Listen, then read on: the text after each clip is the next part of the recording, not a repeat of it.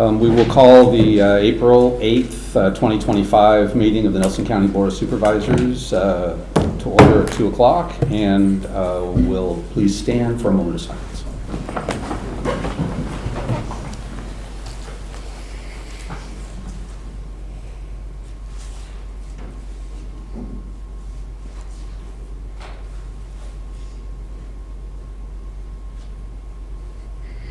Okay.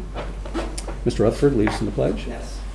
I pledge allegiance to the flag of the United States of America and to the republic for which it stands, one nation, under God, indivisible, with liberty and justice for all.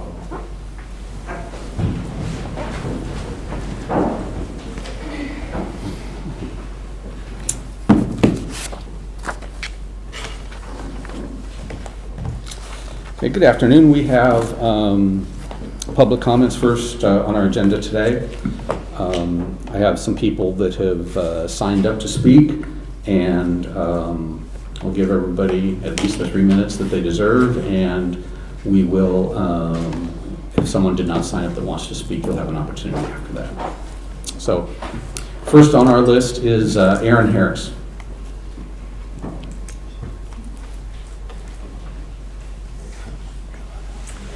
Good afternoon. My name is Erin Harris.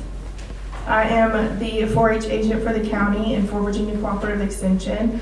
I also serve in the role of unit coordinator, and so I'm here to introduce, it is long overdue thanks to a wonderful maternity leave and a lot of programming and training in the spring, but I do want to introduce Kim Bryant, and she has some notes that she'd like to say as well.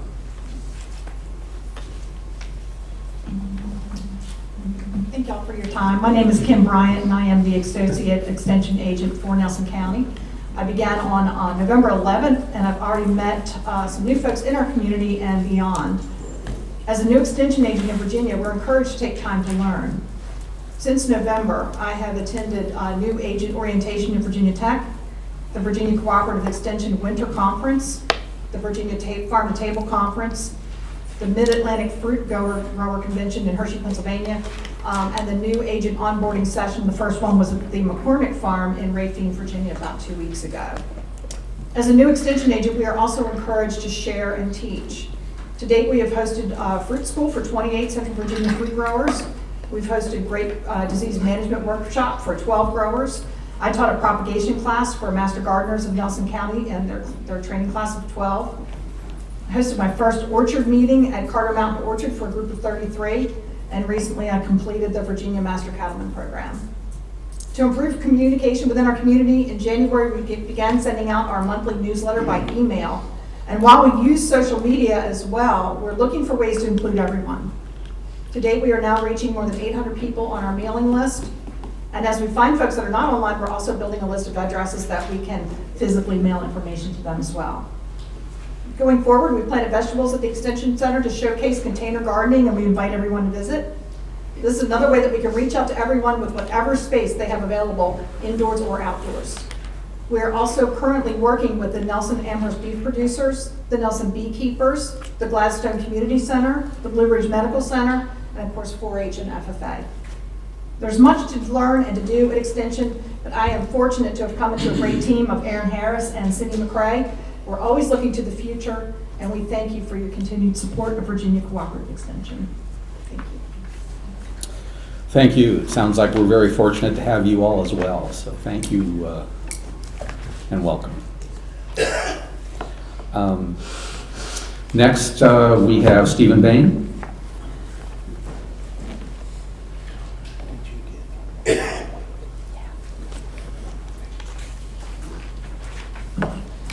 Stephen Bain, 620 Farnout Climb, Ellysford.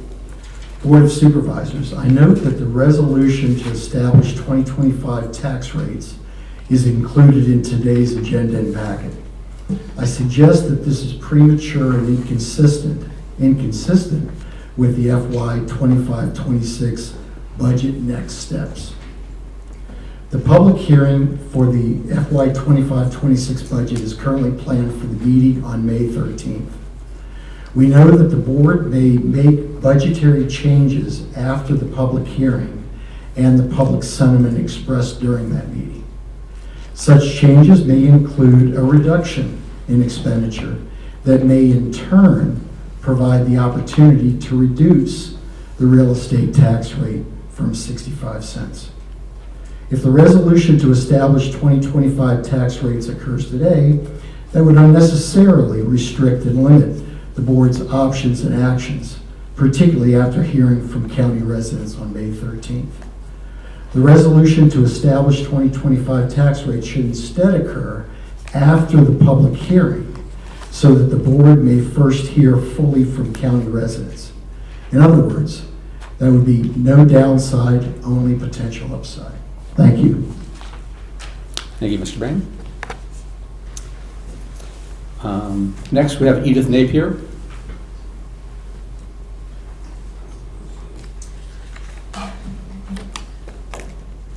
Good afternoon.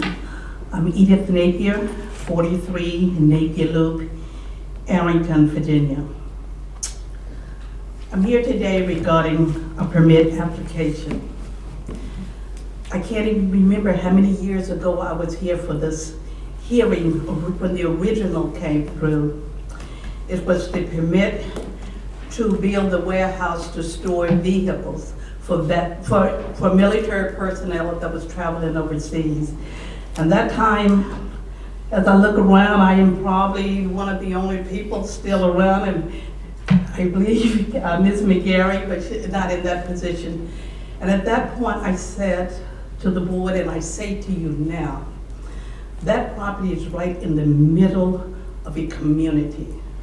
When they wanted to rezone it or a special permit so they could build those storage buildings, it was stated quite emphatically, this should not adversely affect the community because these cars will be stored inside the building. It would have no effect. I advised them then, and I'm advising you now. There are 2 African American churches within a stone throw of that building. Respect our community. Respect our place of worship. No one has mentioned anything to our church regarding this. I heard about this by chance. But respect us, and I felt back then that we would have this day when someone would want to come back and it not be a place for storage of vehicles. It did not interrupt the community as a place to store vehicles. But it will have an effect on the community if you allow what is requested here for special events, public establishments to sell alcohol, charge entry fees with live music and DJs. Consider that. You don't have to do this today. I can only beg you, if it was in your community, if it was next door to your church, you would not want it to happen. One of the people who live next door to this venue here is an individual who has a bad heart, and he's been back and forth to the hospital, and he is on the heart transfer list. So I'm saying to you, this is a community. It's just not a place where people can come and just have a good time. Respect our community. I ask you earnestly to not approve the special permit, or at least give them time to talk to the people that it will affect. Thank you. Thank you. So that's all the people that have pre-signed up. If there's anyone else who would like to address the board, this would be an opportunity. Okay, I will close public comments and move on to the consent agenda. And before we approve the consent agenda, we have some resolutions and proclamations that we would like to read publicly. And the first of those is Public Safety Telecommunications Week. So, Mr. Parr, would you like to read that for us? Absolutely. Thank you. Resolution R 2025-23, Nelson County Board of Supervisors, National Public Safety Telecommunicators Week, April 13th through the 19th. Whereas emergencies can occur at any time that require law enforcement, fire, or emergency medical services. And whereas when an emergency occurs, the prompt response of law enforcement, firefighters, and paramedics is critical to the protection of life and preservation of property. And whereas the safety of our first responders is dependent upon the quality and accuracy of information obtained from citizens who telephone into Nelson County Emergency Communications Center. And whereas public safety telecommunicators are the first and most critical contact our citizens have with emergency services. And whereas public safety telecommunicators are the single vital link for our deputies and firefighters by monitoring their activities by radio, providing them information, and ensuring their safety. And whereas each dispatcher has exhibited compassion, understanding, and professionalism during their performance of their job in the past year. Now therefore be it resolved that the Nelson County Board of Supervisors declares the week of April 13th through the 19th, 2025 as National Public Safety Telecommunicators Week in Nelson County, in honor of the men and women whose diligence and professionalism keep our county and citizens safe. Thank you, Mr. Parr. I believe we have some members of dispatch present today. If you're here, can you stand up so we can recognize you? We thank you.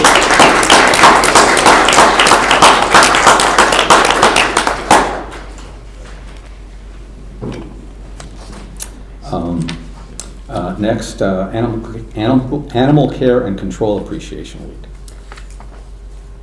Ms. Ligon? Resolution R 2025-24, Nelson County Board of Supervisors Animal Care and Control Appreciation Week. Whereas the National Animal Care and Control Association is committed to setting the standard of professionalism in animal welfare and public safety through training, networking, and advocacy. And whereas animal care and control professionals dedicate their lives to the health and safety of at-risk and helpless animals. And whereas animal care and control professionals work to rescue and protect animals from injury, disease, abuse, and starvation. And whereas NACA has designated the second full week of April as the Animal Care and Control Officer Appreciation Week. And whereas federal, state, and local government officials throughout the nation take this time to recognize, thank, and commend all animal care and control professionals for their dedicated services they perform and for fulfilling the commitment to providing the highest and most efficient level of customer service. Now therefore be it resolved that the Nelson County Board of Supervisors does hereby recognize April 13th through the 19th, 2025 as Animal Care and Control Appreciation Week in Nelson County, and we call this observance to the attendance of our citizens. Thank you, Dr. Ligon. Animal Control, we have some folks from Animal Control here today.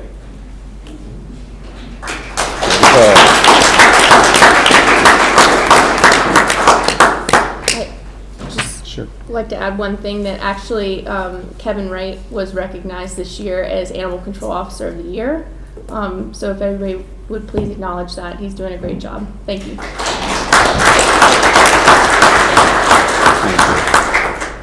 Okay. I have another resolution to read here. This is Resolution R 2025-25, Nelson County Board of Supervisors, April 2025 is Fair Housing Month. Whereas April is Fair Housing Month and marks the 57th anniversary of the passage of the Federal Fair Housing Act, Title 8 of the Civil Rights Act of 1968 as amended by the Fair Housing Amendments Acts of 1988. And whereas the Fair Housing Act provides that no person shall be subjected to discrimination because of race, color, national origin, religion, sex, disability, or familial status in the rental, sale, financing, or advertising of housing. And the Virginia Fair Housing Law also prohibits housing discrimination based on elderliness. And whereas the Fair Housing Act supports equal housing opportunity throughout the United States. And whereas fair housing creates healthy communities and housing discrimination harms us all.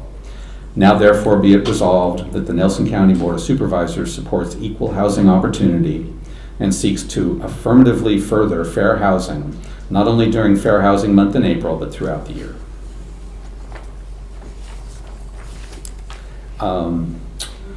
Next, we have Resolution 2025-26. Mr. Parr, would you like to read this for us? Yes, but before I do want to acknowledge a couple of, anybody that knows animal control and the telecommunicators that we have in dispatch. You'll notice that not everybody was here. That's because those teams have somebody on call right now that couldn't make it to this recognition. So thank you all for everything you do, both, and to the ones who couldn't make it here for this recognition. So thank you. All right, next we have Resolution R 2025-26. Nelson County Board of Supervisors April is Child Abuse Prevention Month. Whereas preventing child abuse and neglect is a community problem that depends on involvement among people throughout the community. And whereas child maltreatment occurs when people find themselves in stressful situations without community resources and don't know how to cope. And whereas the majority of child abuse cases stem from situations and conditions that are preventable in an engaged and supportive community. And whereas all citizens should become involved in supporting families in raising their children in a safe, nurturing environment. And whereas effective child abuse prevention programs succeed because of partnerships created among families, social service agencies, schools, faith communities, civic organizations, law enforcement agencies, and the business community. Now, therefore, be it resolved that the Nelson County Board of Supervisors do hereby recognize April as Child Abuse Prevention Month and call upon all citizens, community agencies, faith groups, medical facilities, and businesses to increase their participation in our efforts to support families, thereby preventing child abuse and neglect and strengthening the communities in which we live. Thank you, Mr. Parr. Yes. Next, we have Proclamation P 2025-02, and Mr. Rutherford, Sure. would you read this, please?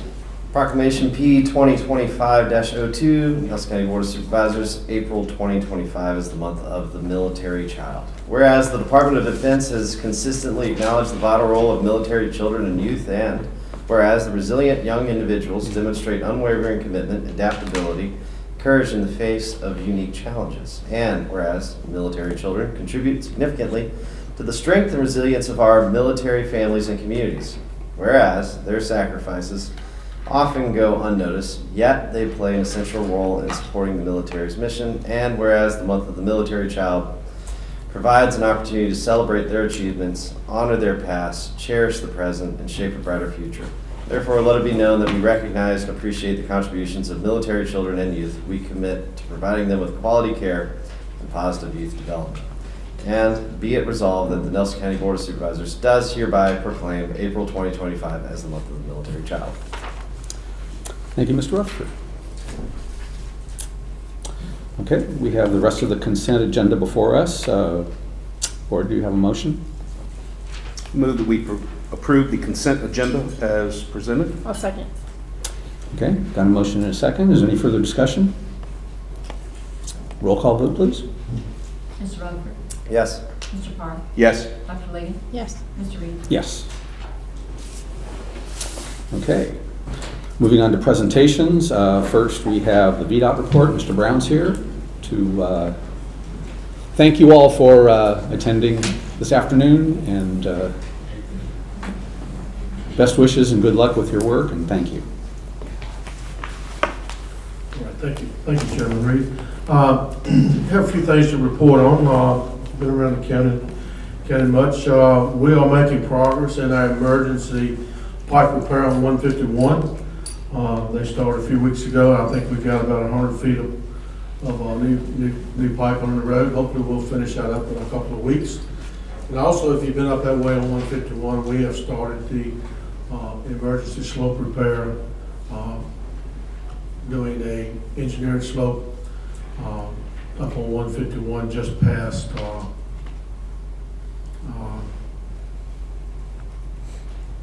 Land Wade? yeah, Yeah. right, thank you. Yeah. That is just getting started good. Hopefully, we have to do a lot of preliminary work to get it where our contractor could come in there and do some soil nailing.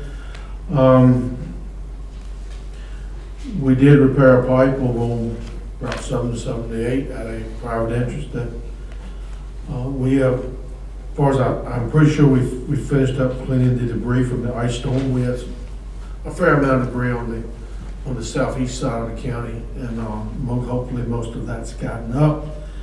We are working on some drainage issues down in Gladstone on Route 656 to fix a drainage problem down there under the road. And lastly, we do plan on doing a litter pickup the 1st of May on all our primary routes. So, we are busy patching potholes. We're busy patching potholes on certain sections of 29.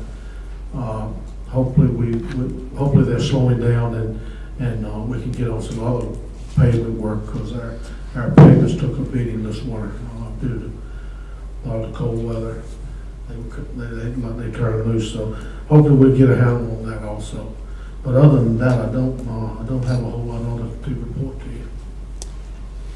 Yeah, I hope the ground won't be freezing too many more times before No, not this season. spring. Yeah.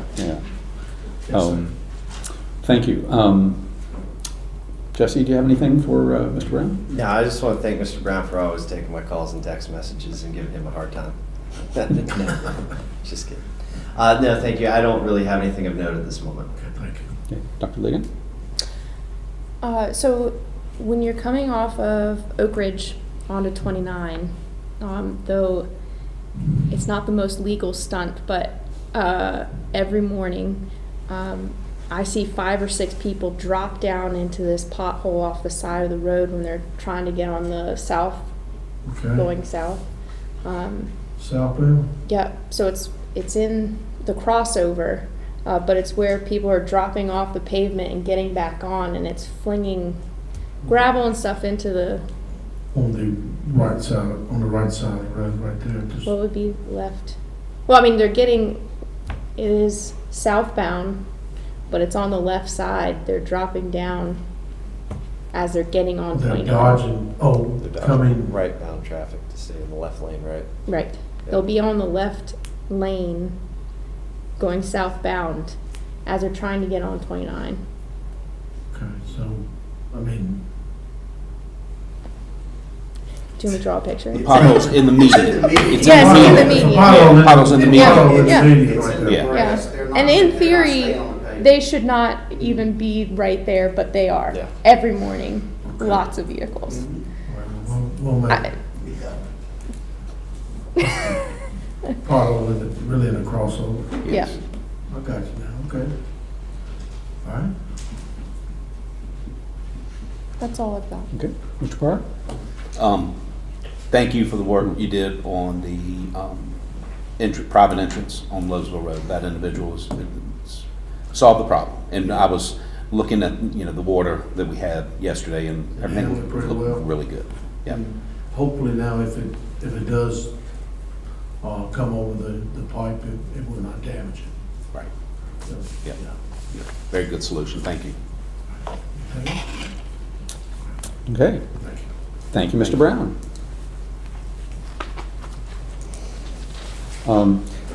Next, we have a presentation from PMA on Social Services Building Final Design.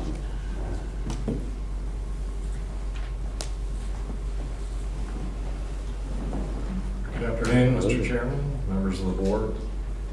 I'm Jeff Stodgel from PMA Architecture, and I wanted to give you an update on the social services building. The drawings are complete for the building and the site at this point. We're working on pulling specifications together. Originally, we had hoped that we would be before you this month asking your authorization to bid the project, but we still haven't gotten comments from VDOT, and as of yesterday, we had just received comments from DEQ. So we need to get through those comments to make sure there's nothing else that is required in the project. I feel pretty confident in talking to the civil engineer today that we'll be at a point by the end of the month where we'll have those comments back. And we don't anticipate really anything big that would be added to the project. I think right now with VDOT, they've asked for a sidewalk along Main Street, and so that's been integrated into the project. It's being worked out. So I anticipate by the end of the month we'll have that together. We're expecting comments from the county site plan review and building plan review I think this week. And so those elements should come together. Next month we will be here requesting authorization to bid. I think we're going to have a date at that point to issue the drawings. So we're getting very close to being able to go out and move into the pricing and get this project under construction. I did provide an update of the budget. The last time I was here in October and presented a budget, we had gone through our own internal budgeting, and the project appeared to be, on budget within what we told you previously. Then in November, we had an independent cost estimate done, and that proved that we were still within that budget. So what we did between November and now is we rearranged some elements in that budget. We've added a contingency for escalation, and we've added some elements in there for window treatments. There's some additional testing that'll be necessary during construction. Bottom line, we're still within the budget. So no one knows exactly what will happen during bidding. So there's a lot of bad news that circulates out there. I will say the good news is that last week we had a project bid with the Department of Conservation and Recreation, and that one came in right on our number. So we have some recent luck in seeing these estimates perform within what we're predicting. So that's what I'm hoping for. And there should be good interest on this project. Quick question. So when it comes to the bidding process, can any builder that has a commercial designation be allowed to bid this, or are there further requirements that we have? It's really the county's policies. And I would say that as long as they're a Class A contractor and they can meet the bonding, there are two things that will be required: a performance and payment bond, Sure. if the contract's awarded, and typically we ask for a bid bond. So usually that means contractors are able to bid Sure. and bond a project. And that's at scale. 10% typically, a bond of some sorts. Yeah, if It's you're requiring a letter of 5%. credit, 5%. Or a bid bond. Yeah. But yes, if it's a publicly advertised bid, it'll be open to anybody who, and if you know anybody out there, I would encourage them to look for this bid advertisement. I'll just add to that, part of the bid package will include asking for qualification statements and references and listings of projects that they've completed. Sure. So we'll be looking at that as well. Because I know we always typically find ourselves caught with the same three big like Jamerson Lewis or English or Blair. whatever the other big one is. Blair. Blair Construction. Be nice to diversify it as best we could, but I understand whatever requirements may trickle down, sometimes that's the limiting factor, so. Well, the project's big enough to get, I think, to get good interest. It's not too big, to scare off contractors out of Lynchburg, Charlottesville, maybe even Roanoke. Okay. Any questions? Just to say, the addition of the sidewalk, sounds like VDOT might be working on our behalf on this one. It sounds like a good addition. I like that. And the fact that we've still got contingency to play with, like that too. So thank you for the good news on those things. Appreciate it. Well, we'll see what happens. Yeah, well, I guess There's no we'll, such thing as a contingency that doesn't get eaten out. yeah, so we'll see you next month, hopefully. I will be here next month. Okay, Thank very you good. very much. Thank you. Okay, next, Dylan, you want to announce the presentation on Move Safely Blue Ridge? Sure. So the Thomas Jefferson Planning District Commission, they received federal grant funds from the Safe Streets for All program to develop a regional safety action plan. The Board of Supervisors adopted a resolution in February of 2024, and the TJPDC with the consultant Kinley Horn established a working group with county staff and the other localities in our region to develop the Move Safely Blue Ridge Regional Safety Action Plan. And so they are here today to go over the process and where everything is at.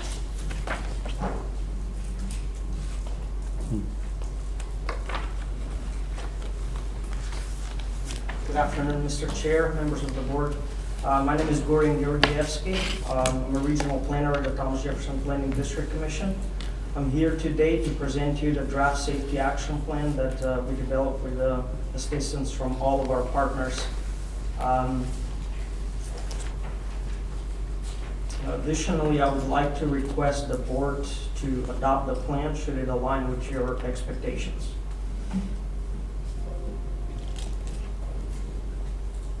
Could I move the slides? Okay, perfect. Today's discussion will include the background of the Safe Streets and Roads for All program, Nelson County's leadership commitment, the planning process, the emphasis areas in the high injury network, the public engagement, proposed solutions, and next steps.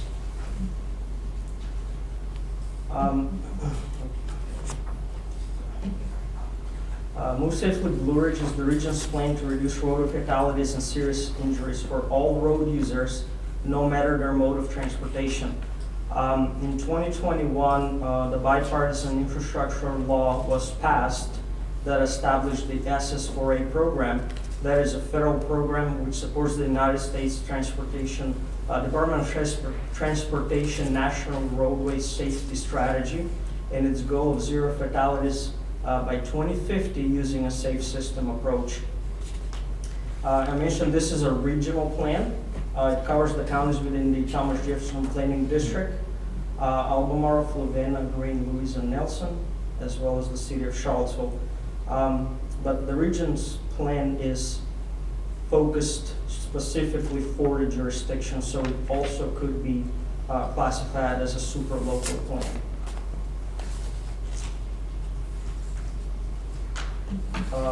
This slide highlights Nelson County's leadership commitment. From 2018 to 2022, 173 people were killed on the county's roadways. Nelson County recognized that and on February 13, 2024, adopted a resolution to reduce the total number of fatalities and serious injuries by half by 2045. I want to take this moment to thank the board for making the leadership choice. This is a key step in fulfilling the goal because the adoption of this plan will position Nelson County to be able to apply for implementation funding in future SS4A rounds and other funding, in which I will collaborate a little bit later. The planning process for the project was established by the Thomas Jefferson Planning District Commission and the partners, including the working group members and VDOT. The members of the working group member were specifically identified for this project as jurisdictional staff. Who I have to say thank you to Amanda and Dylan for They're very valuable input into this project. I don't think we would have been here today if it wasn't for their input. And also VDOT, we had the district planner from the Lynchburg district, Mr. Rick Youngblood, and Carson Eggert. The planning process for this project was divided into 4 key components and 3 rounds of public engagement, but ultimately the whole process serves as a foundation for development of the final comprehensive safety action plan. The period that I mentioned from 2018 to 2022 actually covers our crash data for this project and is structured around 13 identified emphasis areas, which are the key factors that contribute to fatalities and serious injuries in the region. I want to note that these emphasis areas correspond with each other, and what I mean by that is that if someone was driving under the influence, was not wearing a seatbelt, and had a roadway departure, then they would be classified in all 3 emphasis areas. The goal for these emphasis areas for the project team was used to inform their decisions on needs and potential solutions for the project. To further refine our strategies, the project team developed the high injury network methodology, which shows the highest concentration of crashes on the county's roadway network. So from 2018 to 2022, 75% of the fatal, serious, and minor injury crashes occurred on just 7% of the county's roadways. I mentioned 3 rounds of public engagement. This was very crucial in the development of the plan. In round 1, we identified the region's values, issues, and opportunities. In round 2, we engaged on strategies and collaborated with our partners. And round 3 is the current round, which is the development of the draft comprehensive safety action plan and its review. A little bit of details about the public engagement in Nelson County. In round 1, we kicked off the project with a regional safety summit. We had staff from all jurisdictions present, as well as police department and EMS services and other partners. For round 1, it was crucial to ask the public what are the types of concerns that they have when traveling on the county's roadways. So we went out to where the public was. Key locations that we were present on included the Nelson County Food Pantry, as well as the Livingston Farmers Market. We also hosted a public meeting at the Nelson County Center. In round 2 was similar to round 1, but in this case we went out to the public to ask them what are the type of solutions they think will have the most impact when it comes to transportation safety. I want to thank the Nelson County Sheriff's Department, first responders team, and the Unity and Community Ministry for allowing us to attend their meetings and conduct our feedback. We also hosted a roundtable discussion with the Virginia Farm Bureau, or farmers and ranchers in the region with the help from the Virginia Farm Bureau, specifically for transportation safety when it comes to farm vehicles. Topics included potential solutions and issues and opportunities for improvement. I'll shift your attention to this slide now. This is the potential solutions for the project. So these solutions would not have been able to be recommended without the county staff's help and without VDOT's help. I want to thank our partners for really going through the details for these solutions. But as part of the plan, there are several components to this. And I would say that, I mentioned VDOT a couple of times, I want to say that none of these projects will conflict with what VDOT has done in the county. They will just support their work.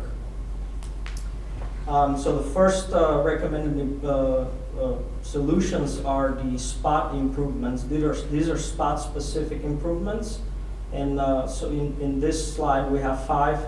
There's a little bit more in the Comprehensive Safety Action Plan document. So on US 29 and Tiebrook Road, the potential solution would be to construct a restricted crossing U-turn.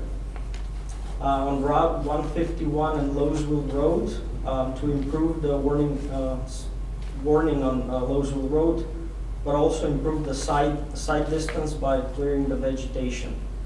On US 29 in Killeen, to improve the pavement markings on the crossovers, as well as conducting a speed study to create reduced speed limit zones.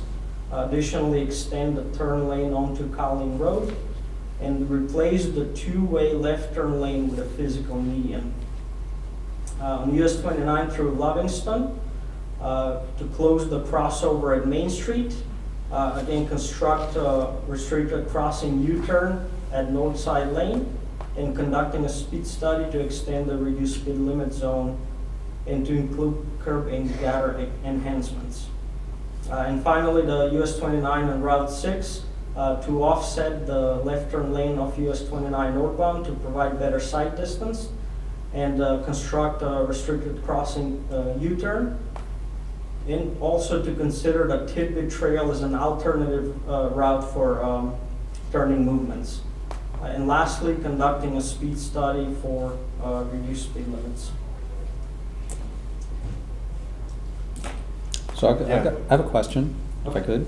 All those are along the 29 corridor. Were there any considerations of the 151 corridor? So there are, I believe, all that is provided into the Comprehensive Safety Action Plan. I can't recall. Danielle McRae is part of the project team, so I'll have to defer to her for that question. No. Into is on 151. Oh, I'm sorry. The first one, right, the Right. second one, yeah. Yeah, but not the corridor north through Afton or Millsford. I don't think so. Okay. I guess, question, obviously looking at, my district is the US 29 through Livingston. So in those particular spots, there are issues, whether that's pedestrians crossing or over at the further south entrance doing the R-cut. This was something that was considered when we were looking at doing an R-cut. I mean, I'm not necessarily thinking, in my mind, as I look at those, I don't want to see closing the crossover from Main Street because there's a lot of individuals who use that for commerce every day to access 56 as opposed to going to the stoplight and coming in over that direction. So I don't know necessarily if I'm sold on the first two for the N4 as solutions necessarily. I guess, does this translate into going to a smart scale essentially? What is? Potentially yes, but the main goal of the draft Comprehensive Safety Action Plan, once adopted, it will enable Nelson County to apply for implementation funding in rounds of the, future rounds of the Safe Streets and Roads Roll Program. Gotcha. I mean, I have no problem addressing the Main Street scenario and the further down near the stoplight, which I'm assuming is where the R-cut at the north side you're talking about. But you're talking It's about the north side. You're gonna put an R-cut there? Where's the R-cut? Huh? R-cut is when you can Would only you have it Clifford yeah. at the Apple Market. That's Right. the R-cut. I mean, I think I'd like to visit those two particular solutions as ideas because as we've interacted with VDOT with Smart Scale, we've looked at the R-cut concept and there was not really one that was that feasible. I would much rather focus on the entrance at the stoplight more so than the north side entrance. You know, not saying obviously we had an accident in that vicinity the other day. That was pretty serious, but I don't know the nature of it. But those first two, I would much rather see that stoplight addressed and us figuring out pedestrian movement coming from the apartments into Livingston, in my mind. Sure, Yeah. we can definitely look at that. As I said, we're here to ask you to adopt the plan, but also we wouldn't do that without your feedback. So. Yeah. So I mean, that, as I look at this, when it comes to Route 6, I have an office on Tibbet Trail. I have often said that figuring out how to send northbound traffic to Tibbet and go that direction would definitely be a safer move. I think that is not a terrible idea. I'm not sure what the math, how that math translates into traffic counts and all that, but you know, I'm not necessarily against that because people trying to make a left at that intersection is a tough thing. Wasn't there already an R cut in 5, 29 and 6? Wasn't there already an R cut that was cut from the plans? Yeah, Yeah. because we had voted on it and then VDOT nixed it. Yeah, VDOT determined it wasn't feasible. Right. Yeah. So was VDOT involved in this plan? Yep. I'm confused. I hadn't heard them say they wanted to shut down Main Street intersection yet. Do y'all remember them bringing that up yet? We have the fire department. Yeah, the fire Across department the is. street from Yeah, Main Street. yeah. So, I mean, you would want to slow the fire department down to save our town. yeah. So, yeah, I think, you know, I'm very much interested in seeing how we could utilize your plan with cooperation with VDOT. I would definitely specifically, those first 2 bullets on the N4, I'd like to address those more specifically. See if there's one that's a little bit more feasible.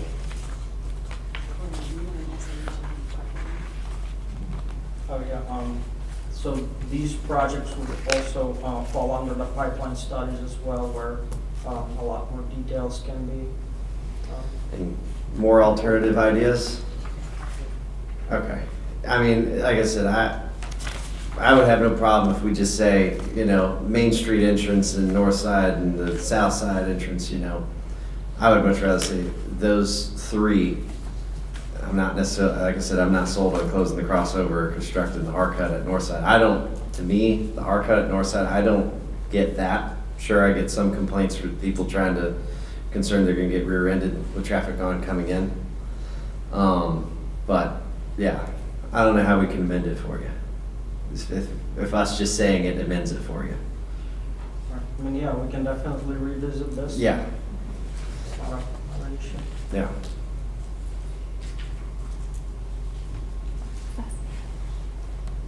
If there are no further questions, then I'll go to the next slide.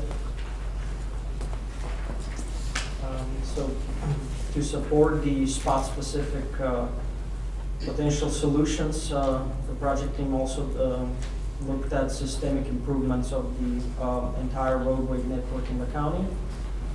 There's just a few examples here, but there are a lot more in the Comprehensive Safety Action Plan. The main examples include the edge line treatment and installing centerline rumble strips. That's specifically to deter distracted driving and roadway departures. And finally, installing advanced warning signs and pavement markings at intersections to provide driver awareness. On the top of the systemic improvements and the spot-specific solutions, the team looked at policies and programs which are non-engineering solutions. Again, we have a few examples here, but we have over 30 in the draft comprehensive safety action plan. Key solutions include the red light cameras at intersections, high visibility saturation for law enforcement to control the impaired driving, and farm zone educational campaigns that will really teach people about how important the farming is in our community and what it means that when they're on their road.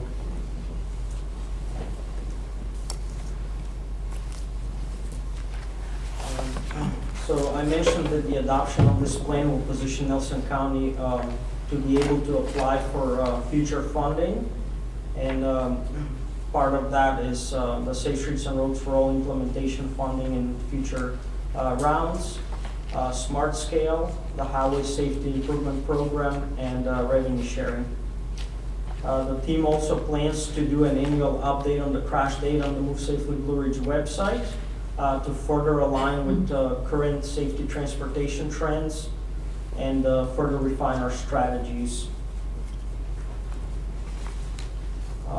Through these processes and policies, guided by the Comprehensive Safety Action Plan, the project team aims to create a safer and more efficient transportation network in Nelson County and the region. Thank you for your time. I'll be happy to take any additional questions. So, we just received this report today, so Right. we want to take a closer look at it, obviously. You know, from my standpoint and from some of the comments we've had, there's some things that we would like to perhaps comment on or contribute to this. You know, I'm looking at the areas of, you know, on page 21, that are high crash segments, and the one on 151 in Roseville is, you know, is indicated on this, but some of the other ones that are also there, you know, didn't make the cut for some reason, you know.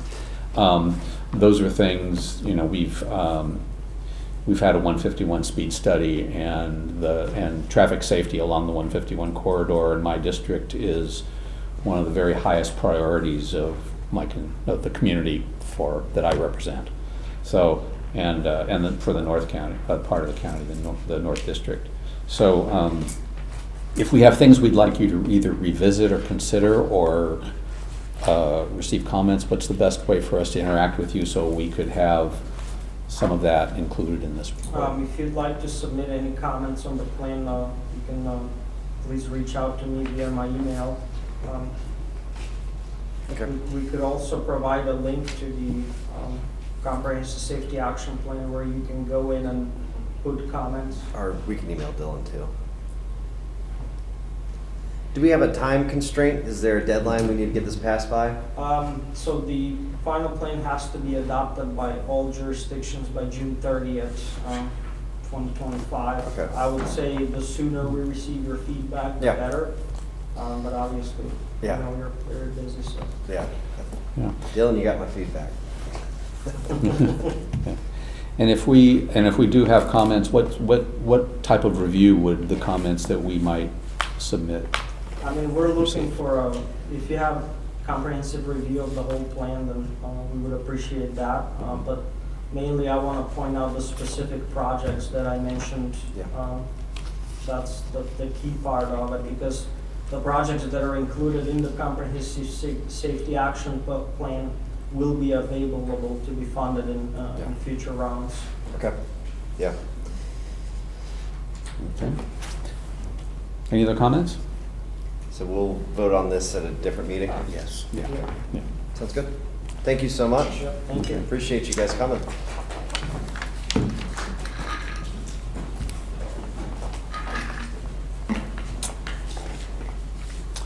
Okay.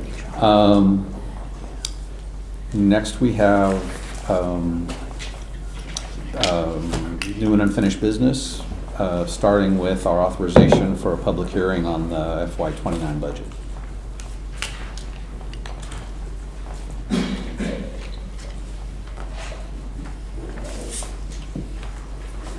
Good afternoon.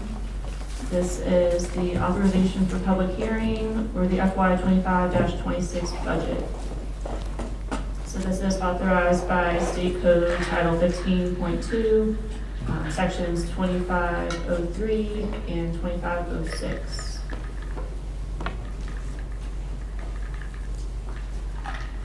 All right.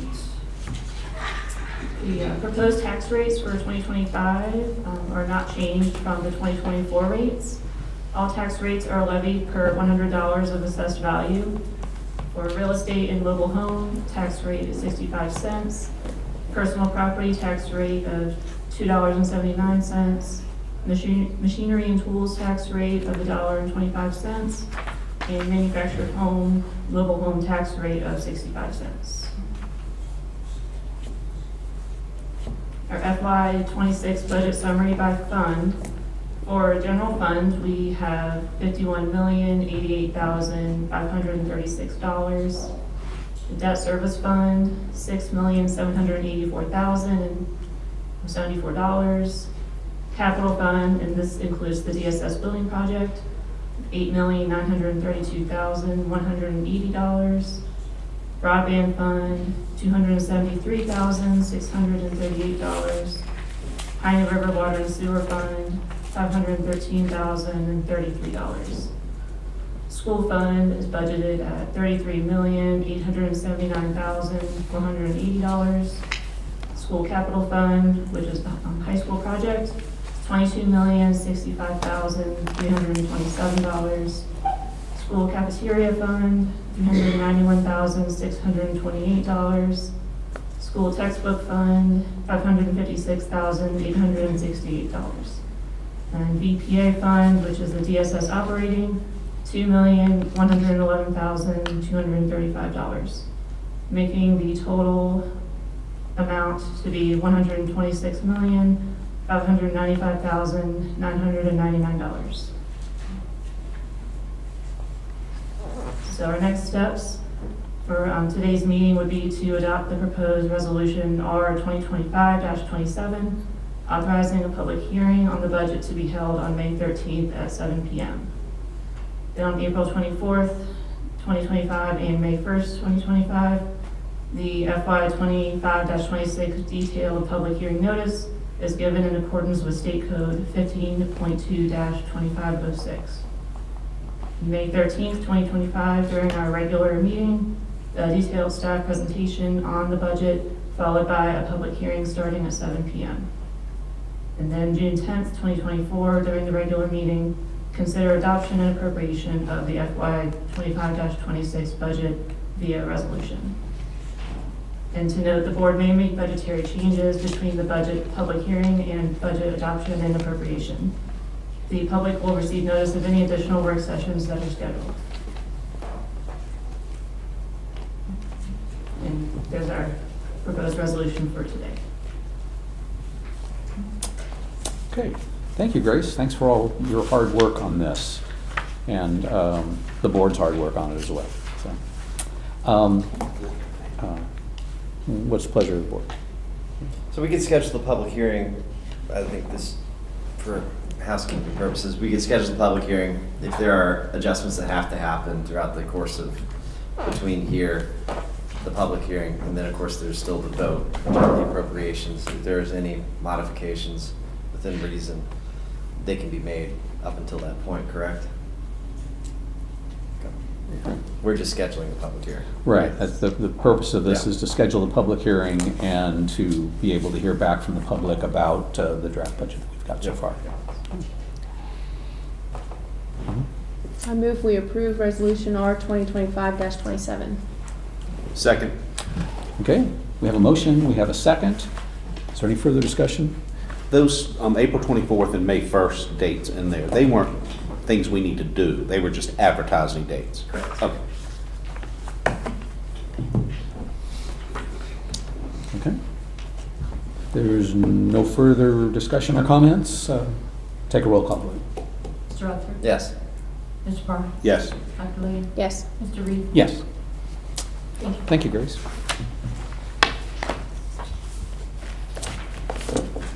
Okay. Next, we have a proposal for, from Livingston Volunteer Fire Department for funding request for some fireworks and our fireworks display candy. Tax relief.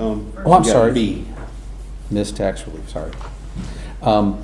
So we do need to establish the 2025 personal property tax relief. Sorry, Candy.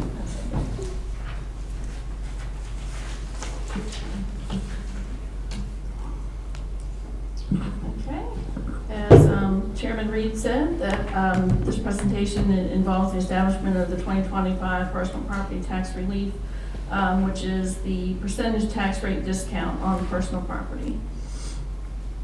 So we have to do this by state code, and the authorization for that is 58.13524. And this provides the history of this tax relief. For the tax year 2006 and thereafter, localities will be reimbursed by the state for providing the required tangible personal property tax relief as set forth in this code section. In 2006, $950 million in tax relief was divvied up between the counties, cities, and towns in the Commonwealth based upon their pro rata share of their actual payments for tax year 2005, as compared to the actual payments to all counties, cities, and towns in 2005. It was also established that this amount would be the same for each subsequent tax year. At that time, the annual amount of tangible personal property tax relief provided to the county by the state was determined to be $1,708,030. State code mandates that a tax relief rate for qualifying vehicles be annually established in order to receive this tax relief reimbursement from the state. So therefore, pursuant to that code section, our proposed resolution 2025-28, 2025 personal property tax relief establishes the percentage reduction in rate used for distribution of the county's personal property tax relief amount of the $1.7 million. And this is for qualifying vehicles under the statute. The county's financial system uses this percentage to calculate the amount of relief distributed given the amount of current tax levied and the qualifying vehicles as categorized by the Commissioner of Revenue within the accounting system. So in 2024 tax year, the percentage relief was set at 43% in order to utilize available funding within the proposed FY25 budget to provide more relief. For tax year 2024, personal property tax relief percentage of 43% distributed approximately $1,886,362, which was $178,332 greater than the $1.7 million in relief received from the state. $1,736,216 of this was the initial distribution calculated, and then throughout the year we distributed $150,146 through supplemental changes by the Commissioner of Revenue to the tax base through their monthly DMV downloads.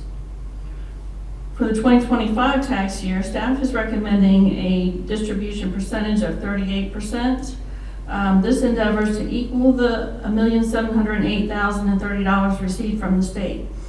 The 38% rate is expected to distribute $1,155,050 at the beginning of 2025 and allows for a distribution of $152,980 throughout 2025 as supplemental changes to the tax base are made by the Commissioner. Here are some PPTRA distribution examples. The top box shows what percentage relief does in total. So the first line in the top box is what a distribution rate of, or a discount rate of 43% would look like.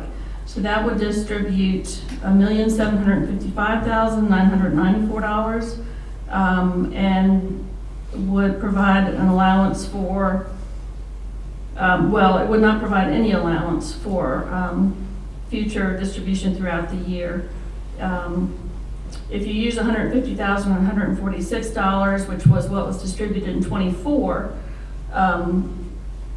extrapolating that to 2025, your anticipated local funds utilized would then be $198,110. The second example shows the 2025 rate at 38%, and the distribution would be $1,555,050, and that would allow $152,980 for distribution throughout the year with an expected anticipated local funds of $0 utilized. If we were to go to a 37% rate for 2025, you can see we would distribute $1,515,122 at the beginning of the year, and then that would allow for $192,908 to be distributed throughout 2025 with no impact to local funding. And then for about each 1% of PPTRA relief distributed, it's about $40,000. The bottom box shows the effective tax rate and minimum annual tax impact. For a 2024 rate of 43%, this is an effective tax rate of $1.59 or 57% of the 100% rate of $2.79. And so the effect on the annual tax of minimum maximum of the first 20,000 in value would be $318. So if we went with a 38% discount rate in 2025, this would mean a discount of where you would pay 62% or $1.73 of the $2.79, which would translate to an annual bill of $346 or $28 more in 2025 than in 2024. And that's split between two tax billings for $14 more per billing. The next example is the 37%, where you have a discount rate that you pay 63% of the $2.79 for $1.76. And then your bill would be $352 or $34 higher than in 2024, or $17 split between the two billing periods. So each 1% of the PPTRA relief equals about a 3 cent in effective tax rate.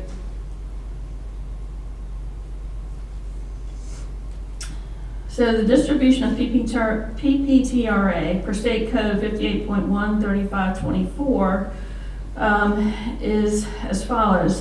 Qualified vehicles with an assessed value of $1,000 or less will be eligible for 100% tax relief. Qualified vehicles with an assessed value of $1,001 to $20,000 will be eligible for, and I've inserted the 38% recommended tax relief. The qualified vehicles with an assessed value of $20,001 or more shall be eligible to receive the 38% tax relief only on the first $20,000 of assessed value.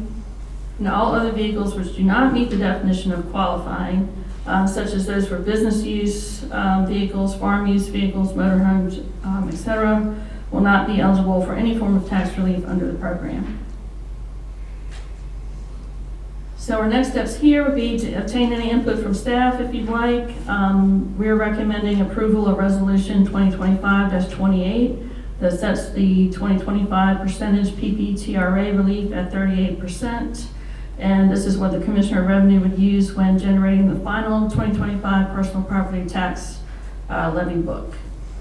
And should the board approve a percentage PPTRA that appears to require local funding, staff would just need direction on the source of those funds.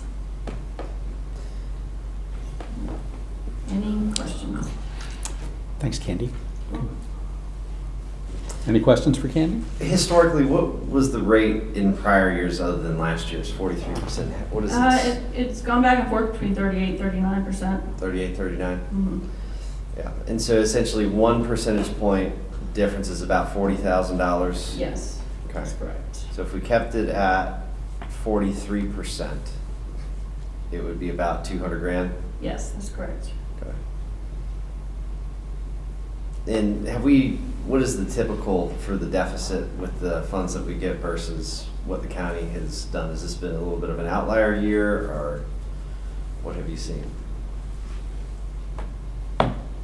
I'm not sure I understand the question. No, what I'm saying is, so we had to utilize $198,000 last year of local funds to bridge that gap. No. No? Yes. Oh, well, but Well, that that's was, what, no, you're right. That's what it would cost to If we do left it at- 43% for got it. this year. Oh, Yes. That's the that's not 200,000 last you year's. just Last year, You said you had a deficit. $1,886,362, which Yeah. was $178,332. Gotcha. So we just used that 178 out of non-recurring? no, didn't we had found money or something, and we put it towards that? There was money out of some fund that was found, and we decided to apply it to that. Got it. So we Right. mentioned that this was not gonna happen again. I don't remember that one. We can go back to the minutes. I gotcha. I don't remember that one. Anyways, the only reason why I bring this up is obviously, our constituents struggle with, bridging the gap in some of those automobiles. It is intriguing that we even tax cars that have $1,000 and less, which I see that is 100% relief for those. That's good. I wonder why farm use vehicles aren't included in the. Are they taxed? It's just per the statute. I know. Yeah, I Huh. know. Weird.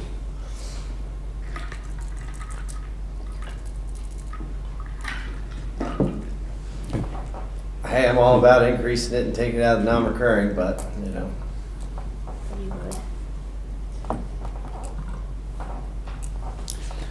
Well, do we have a motion to, on Resolution R 2025-28?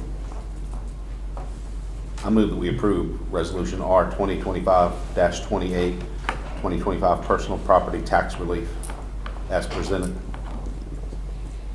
Okay, I'll second. okay. Motion and a second. An opportunity for more comments, questions? Okay, roll call, please. Mr. Rutherford? Yes. Mr. Parr? Yes. Dr. Lee? Yes. Mr. Reed? Yes. Thank you very much. Thank you, Candy.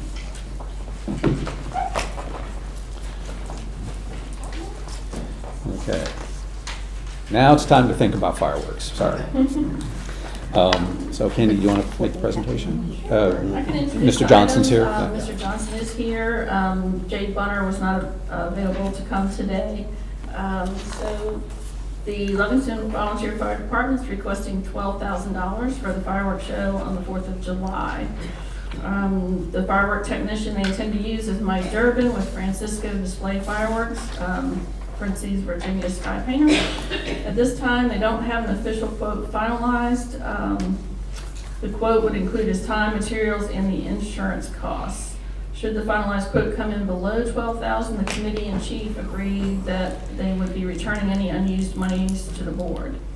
The length of the show would be about 20 to 25 minutes on the 4th of July at the high school. The technician intends to use 3-inch and 4-inch mortars. You have to be able to use some 5-inch mortars, but it will depend on the layout of the show at the high school. At this time, the next step is to confirm the layout for the show with the high school. The Volunteer Fire Department is committed to ensuring the safety of residents of Livingston and the high school. If the permits and the board approve the fireworks show, their social media and parade teams are committed to posting on Facebook and potentially printing flyers to warn residents of the loud noises. They'll also be posting tips on safety for residential pets and livestock as well.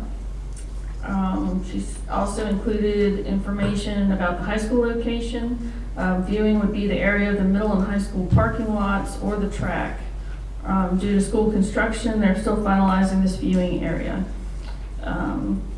She says the supervisor had asked if they could provide porta potties, and they'll discuss that with the high school to determine if that is allowed and where to put them. And that is all the information I have, and Mr. Johnson's here as well to answer any questions or provide any additional comment. Okay. Wonderful questions on. Okay. That is the presentation. Okay. Are we planning on doing it on the 4th, or are we gonna do it a separate date from the 4th? On the 4th. On the 4th proper? Correct. Okay. So, Okay. yeah.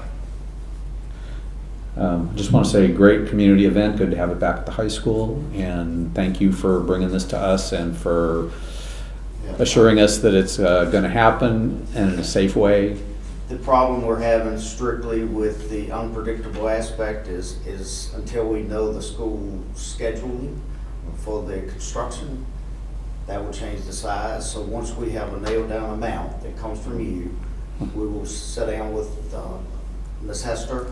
We will nail down where we're going to be according to where they will allow us to be. Then he does his show, he provides the insurance, he provides everything, the contracts are signed. So we're kind of held up until we know if it's going to be funded at what level. Right. I know we would sure appreciate updates as you go forward, so we'll know what to expect, and hopefully there won't be any roadblocks along the way. Yes. Well, I'm supportive of this. I'm prepared to make a motion when you're ready, Mr. Reed. Okay. Mr. Rutherford. Yes. Mr. Reed, I move that we approve $12,000 for the fireworks show for the 4th of July to be provided to the Livingston Volunteer Fire Department, and anything left over got brought back to us. Okay. A second. Okay. Motion and second. If there's no further discussion, roll call.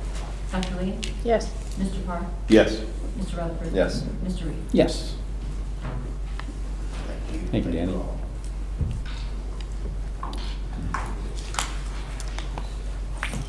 Okay. Candy, your report, please. I'm still here. Yeah. All right. So we got a little bit of an update on our DSS building project earlier in the meeting. Final site plan reviews are in process and nearing completion, as Mr. Dodgill noted. And due to the current pending status, the financing bid schedule will be modified some, but will still coincide with the key VRA summer pool bond financing dates. So a revised tentative timeline is below. May 1st is still the Virginia Resource Authority financing application due date. The May 13th board meeting, we will have Davenport present the plan of finance with the VRA summer pool, and the board will be asked to consider to authorize bidding on the project. And we should have a pretty extensive presentation as well by PMA that same day. May 13th through June 30th would be the project bid and receival of bids and review of the bids, with the apparent low bidder being identified within that time frame. And then at the June 10th board meeting, the board would be asked to consider approval of the financing resolution and documents. And these documents set the maximum principal amount of borrowing.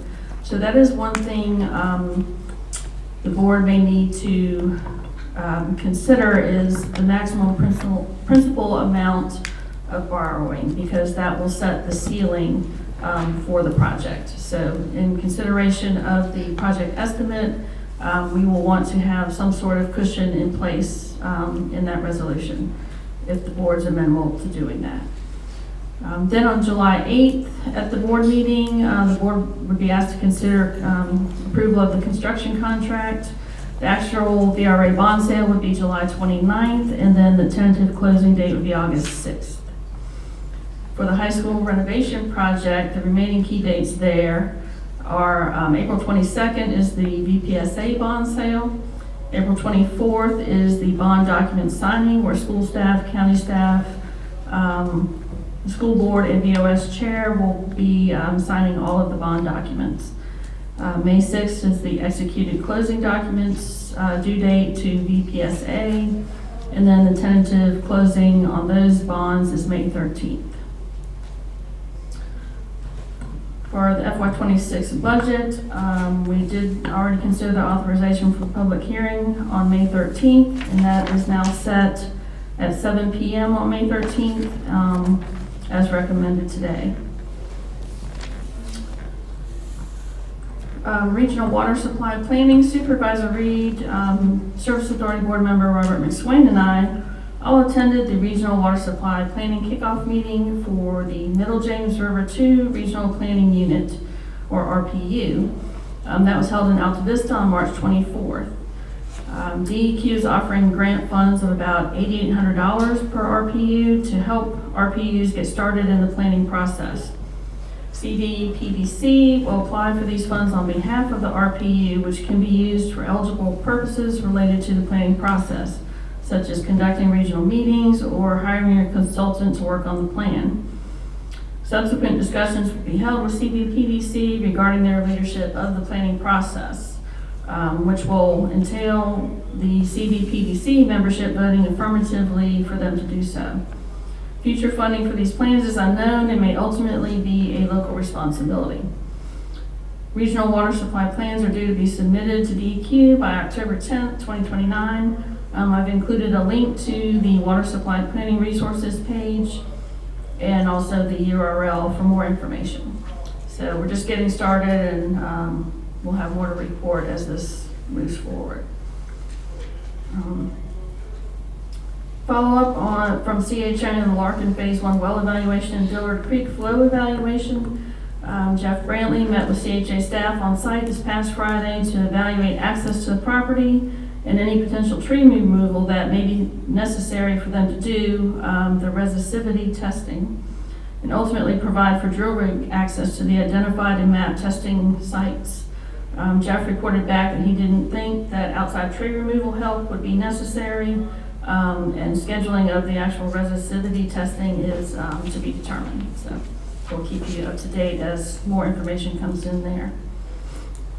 The Piney River Phase 2 pump station is currently down with the pump motors out for repair, and pumping and hauling of the wastewater is being performed. The timeframe for the motor repair is pending from the shop, and Mr. Brantley said he may be able to temporarily bypass the pump station as a workaround until the pump station is back online. So, and we are currently working to secure an engineer's review of the new pump station specifications we have before placing that order. Along those lines, the county and service authority staff will be meeting later in the month to discuss the Piney River Phase 2 system, inclusive of the Phase 2 pump station replacement plans and plans for moving towards the service authority's ownership of that system.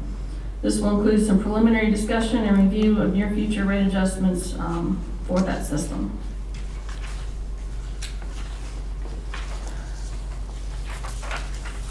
To bring you up to speed on the ambulance transport billing status, a special thanks goes out to Deputy Chief Mike Riddle of NIMS for his work on this issue. NIMS staff have worked through the billing issues for the last year, and they wanted me to emphasize through no fault of their own, and this is true. They did nothing to contribute to this issue, but they found approximately 760 transport reports that did not get billed. Mike reported to me that it was determined that when the NEMSIS guidelines changed last year, around April, the filtering of the reports also changed and excluded several reports that should have been billed. NEMSIS is the national organization that sets guidelines for collecting, storing, and sharing EMS data and maintains the national EMS database. So once this was determined, they were able to compare the billing reports from the billing company with what they had sent in to be billed from the EMS transport end.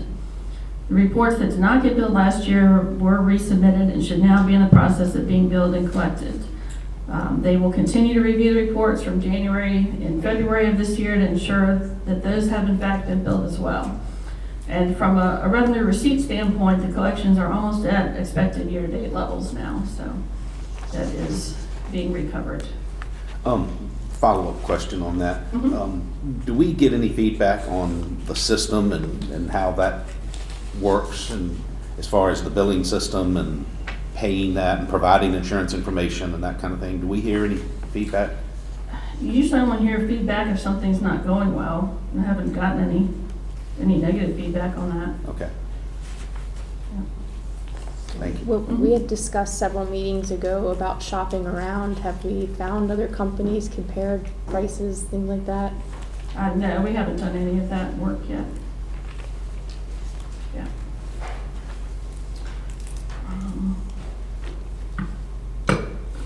Anything else on that? All right. The board had previously expressed interest in the investment of county funds, and just reporting Treasurer Hull, myself, and Grace Moyer met with both Davenport, the county's financial advisors, and Atlantic Union Municipal Advisors. They're a subsidiary of Atlantic Union Bank. We met with both of those outfits to discuss their investment in asset management services. Both offer similar services based on cash flow analysis and current investment practices.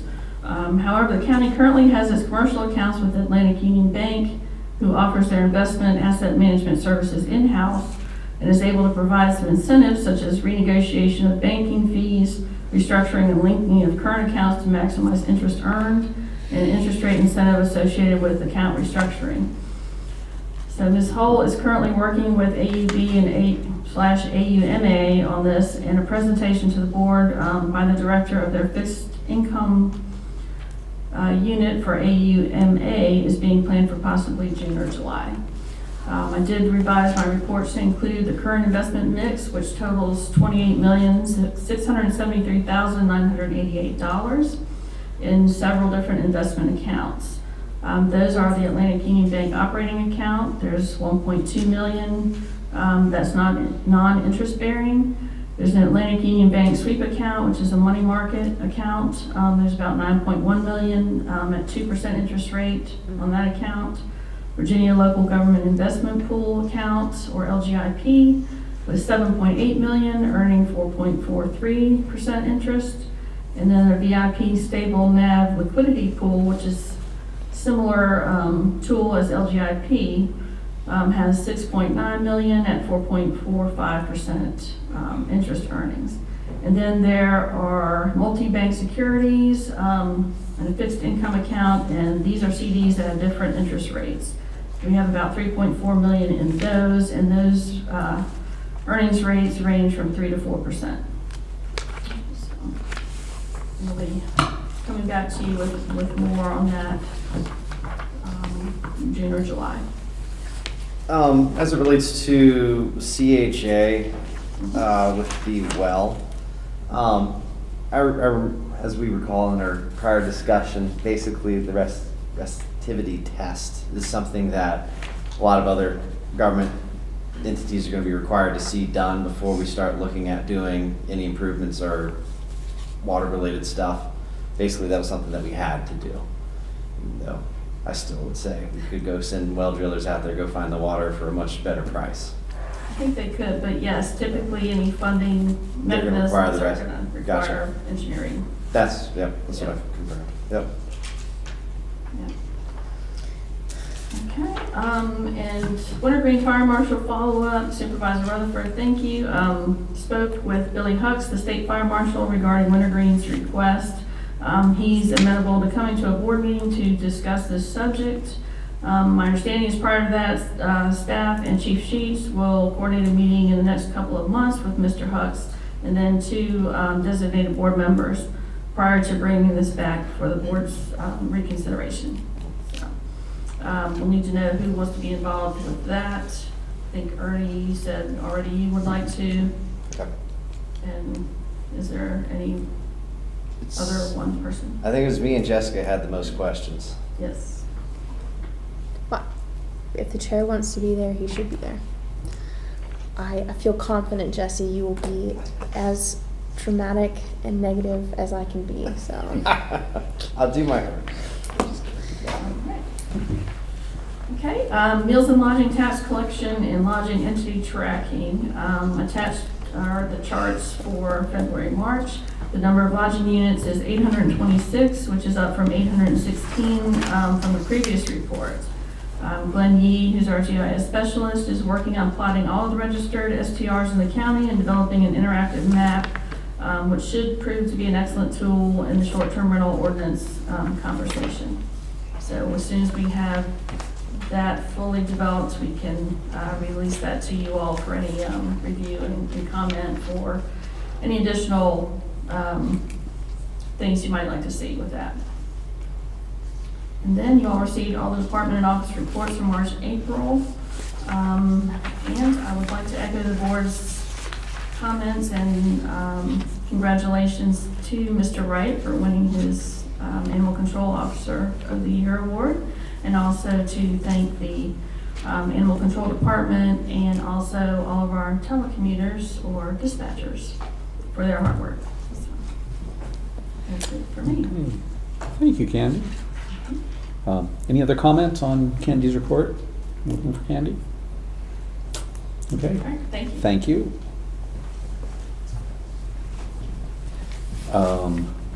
Next, we have board reports. David, any? Have nothing to, Okay. nothing to report. Dr. Ligon? Well, we had a planning commission. We dipped our toe into talking about short-term rental ordinance changes. And we, as a whole, are very interested in where our short-term rentals are located. And then they also were hoping that we would spend the $25 extra $100 on the 151 verbiage Overlay district. overlay district. There was a few reasons being, but the one I could not say or say anything about was that they just felt that area was not represented well with our board. And it is just $2,500. They just kept saying that. So that was their hope, that we would initiate doing the 151 overlay on top of the ones that we had decided to do, which was 29 Livingston I don't remember the third one. 29. 29, Corridor. Livingston overlay, R3. oh, the R3. Yeah. And they want to include the fourth, which is the 151 overlay. Beyond that, that's all I have. Yeah, I did have some communication with Dylan today about that, and Okay. she said that she's going to be bringing a proposal to us to fund the other overlay district for 151. So, okay, Jesse? Okay. Had a PDC meeting this past month. Can't really remember, we had so many meetings since then, It's and been we've a seen lot. each other that I can't entirely remember what all went down in that meeting. We have our executive director here, so I can make her tell y'all if you really want to know. But that was pretty much clouded by, we had our Central Virginia Regional Housing Partnership Conference. Ernie, you attended. It was pretty very well attended by numerous different localities. I think a lot of great discussion as it relates to what this looks like in a moving environment, high interest rates, housing costs. What does that look like in the rural context? We're still kind of designing ourselves as we're getting the study back, which that study comes when, Christine? The study begins this month. Begins this month, and we get bits and pieces. So we'll start getting some data over the next, I think, year. By the end of June, maybe that first round of data collection. Okay. So that'll be good for us to have. Data is power after all. And we had our joint school board of supervisor meeting, and I think we had, 3 budget sessions somewhere in there. And then I had attended the Sheriff's Town Hall at the Rockfish Community Center. It was pretty good attendance there. A lot of positive feedback related towards 151 enforcement. I think that is about, and Jessica and I are taking our planning commissioner certification right now. And we think all of you should do it, if you haven't. She has a good idea. I was I was going to talk to Dylan first, but why not just throw it out there? I feel that the county has been stagnant for a long time because we haven't really been empowering our boards well. So it was kind of my mission when I was voted in to empower EDA, fund them, try and get that ball rolling. It turns out during this schooling for planning commission, really planning commission needs to be empowered as well, because actually reviewing the comprehensive plan yearly, finding goals, actually doing things to make those goals happen. So I really would actually love the board to encourage planning commission and EDA to meet and maybe be walking in lockstep to make things happen. And I'm all jazzed about that. So, but I'll be coming back more with more of a plan, but that's kind of where I'm at currently. I think it would be especially powerful now that we're in zoning, having the EDA maybe put some input in as to what that looks like from that perspective. So, and your meeting was first with all the new guys, right? Or was this the second new person one? Second meeting with a whole new planning commission. Yeah. Essentially, there's only two people that have been on there before. So I really am hoping, that they can all get educated and they're not jaded, and just really, this is a positive thing. At least I'm thinking it is, that we could really move some things forward. It is kind of a good time. So, yay. Okay. In terms of reports, Regional Housing Summit, big thumbs up.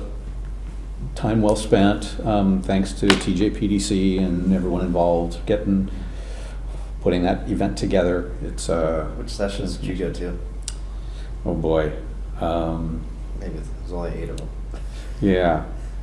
I just wasn't sure. I was just Yeah. curious. I'll go back and check my notes and let you know. Yeah, feedback would be good for our organization too. Yeah. And also the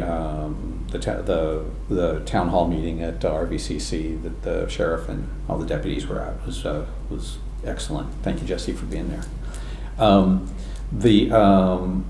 regional water supply plan meeting that Candy talked about in her report, I just wanted to give some information to the board and the public about that, because there's been a lot of questions about water supply and trying to get that information updated. The last revision was done in, 2017, and we're in a different planning unit with the Middle River 2 regional planning unit than we actually are with TJPDC. Interesting enough, we may be a little more familiar with issues that cover the TJPDC area. So many of the reports we get and so much of the support that our planning department get comes from them. However, in terms of watersheds, we share the same watershed in the middle part of the James River with Amherst County, Appomattox County, Campbell County, Bedford County, and Lynchburg. So it does make good sense for us to be working with them on regional planning, because our watershed all feeds right into the middle area of the James. So that was also time well spent, and thanks, Robert, for tagging along. We had a good time, or at least it was time well spent, even if it wasn't a good time, because we had a lot of questions. We got them answered, and now we're ready to move forward on that. So. And the only other thing to report is that I've been meeting with constituents, both at their request and at mine, to talk about the short-term rental scenario. So no shortage of interest and input and ideas going along with that. Looking forward to being more involved with that as we go along. So let's see. It on reports. Let's go to what do we have? We have directives next, or Appointments. appointments. We had one appointment that was put forth, but I think it was withdrawn. Is that true? Yes, Margaret Claire had applied. She is interested in serving, but I think after kind of looking at her schedule and availability, it really just doesn't work right now. So we'll continue to seek any applications for the Economic Development Authority. That is not restricted by district, so it's a countywide seat. And we're also looking for applicants for the Board of Zoning Appeals. Again, that one is also district-wide or countywide. Yeah, and that's an alternate position. Yes. It's not a position that Correct. is Correct. a frontline one. Okay. Okay. Do we have any directives from the board? Jesse? I studied some more since the last work session about improvements at the Crozet Tunnel, and I know staff, we had kind of made a directive to staff to go interact with them. I just wanted to follow up with that if you need any assistance, or if you feel like you would like to use maybe my relationships I have across the mountain to help spur some of the conversation. I can do that. As it relates to improvements of site-related stuff. Yeah. And then I think the second piece, we've obviously, the main budget piece is talking about the school system. I'm going to have to concur with Dr. Liggum, kind of the report on buses. I don't know if the schools would be amicable to more buses, whether that's by substituting some of the recurring piece, or maybe we set up part of the recurring that we're giving them to like a bus fund, so to speak, like take 150 out and put it into there. I've mentioned this to, I called my board member. I did not get a chance to talk to him about it, George, just to see if this concept could work, because this bus situation is dire, and I think if there's a piece of maybe what we're providing them on the recurring basis, maybe there's some of that could be utilized for a bus fund, so to speak, and just leave that in a recurring state as opposed to a constant non-recurring use. Does that make sense? It does. Are you proposing that for this budget session? I don't know yet. I'm in the low level of finding out details and seeing what they'd be amicable towards or what this board might be. But that's an idea that I've been floating around, and I think a couple of the board members and we just briefly mentioned it.